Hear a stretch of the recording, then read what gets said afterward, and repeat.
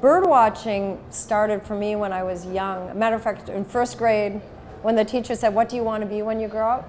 I said, "An ornithologist." And then she said, "Now, would you like to tell the class what that is?" Because I think she didn't know. I realized right then I realized I felt a little bad. It's so funny, I still remember that in first grade. And that teacher, years ago, my band played in Wyndham, and she came up to me. She was such a pretty and sweet teacher. I loved her, Miss Warrens. And she said, "Hi, Maria, I'm Miss Warrens." I was like, oh my God. I mean, I still know all of my old teachers. It's so great. But anyway, I got into birds when a black-billed cuckoo hit our window, and we couldn't identify it. And this old man named Mort Smith, well, he wasn't that old then, but he was pretty old, and he had polio, and he had these braces and these crutches and spectacles, and he came over and, well, that's a black-billed cuckoo, and and he was so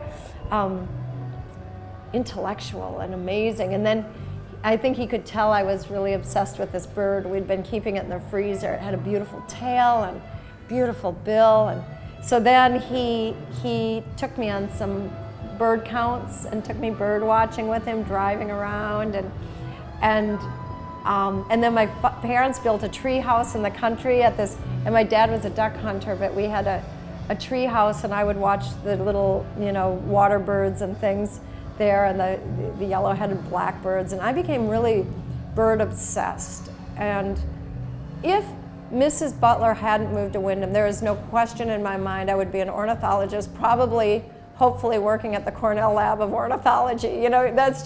That would be my other love, and I could easily still say I would have been very happy doing that too. So, I guess it's a blessing. Some people just don't know, what do I want to do? And I have too many things I love.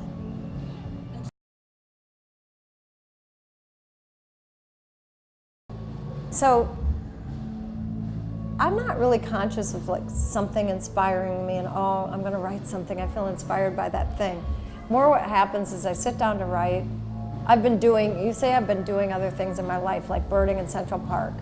And every day I'm out birding because it's May and I can't resist, and I'm procrastinating. I should be writing this piece, but I want to see, I just think it's going to be a 20 warblers day, and I'm going to get to the park, and then I come back and I got to write, and all of a sudden I'm writing, fooling around with something, and I'm basically what I'm describing is what happened when I wrote Cerulean Skies.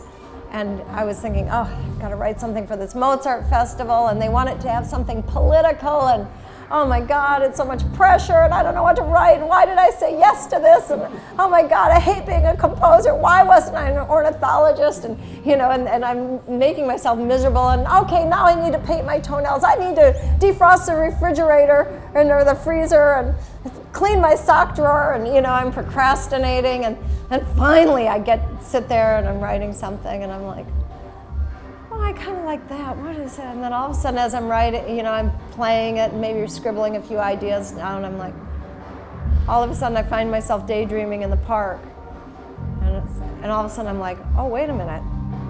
Oh, this is birds, and then all of a sudden, I get into it. Now I'm lost because the music's attached itself to something that I love.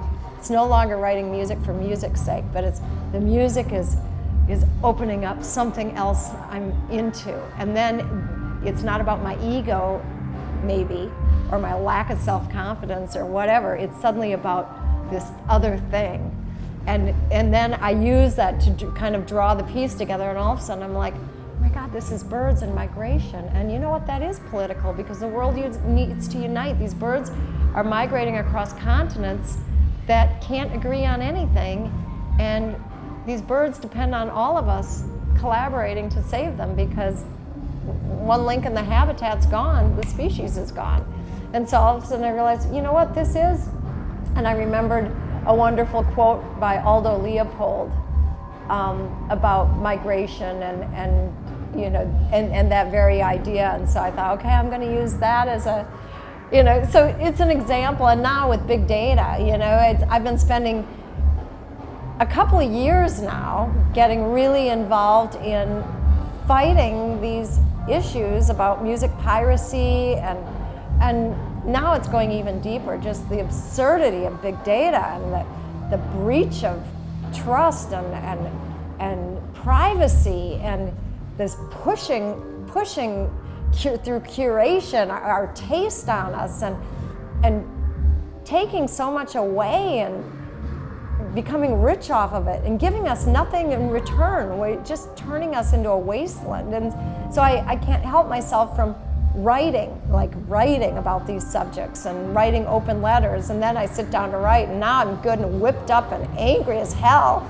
And then to boot, I had worked with David Bowie, and he really liked my darker stuff, which sort of opened that scab up again, and all of a sudden I'm like writing stuff, and I'm like, oh, I'm thinking Google, and I'm like, oh, Google, yeah, and so that's how my music works. So it's kind of, that one thing I do say when I teach, because you had asked about teaching before, and it might not be true for everybody, but it's true for me, so I express it, and I say, you have to have more in your life than just music. You can't just have music be about music, be about music. Music expresses life. Miles Davis said, Wayne Shorter had once said to me that Miles said he liked music. And one of my favorite books is by Robert Henry, a painter, about painting. He was from the Ashcan School, and he said, make a painting. In this book of his teachings, The Art Spirit, he said, make a painting that doesn't look like a painting. Painting that expresses something beyond the painting, that takes you somewhere. And to me, how do you do that unless you experience places that you want to carry somebody with your music and share? At least that's my perspective. Now, I know there are other musicians, they want 3 notes, a motif, and go at it and work it, and and dive into the technicalities and the meters, and it's like a puzzle, and and there's a beauty in that too. So, it's different strokes for different folks.